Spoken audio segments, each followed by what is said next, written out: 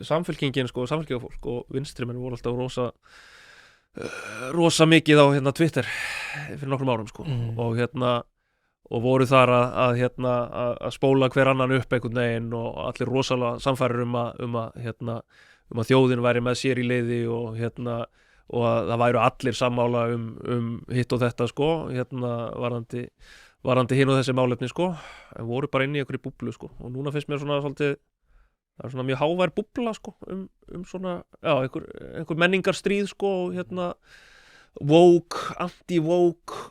en svo fer maður bara að tala við fólk hvort sem í Reykjavík annars staðar og fólk meira bara Ég hef ekki heyrt af þessu og fólk bara meira svona pæli í velferðarkerfinu okkar og pæli verðmætasköpun og hérna já, kannski minna eitthvað svona pælið í hvað Heldur þetta miðflokkspepp sé bara einhver bóla? Þakka þér kærlega fyrir að hlusta á þennan stutta bút. Þú getur nálgast þennan þátt og allt efni hlaðvarpsins Ein Pæling á pardus.is/1pæling.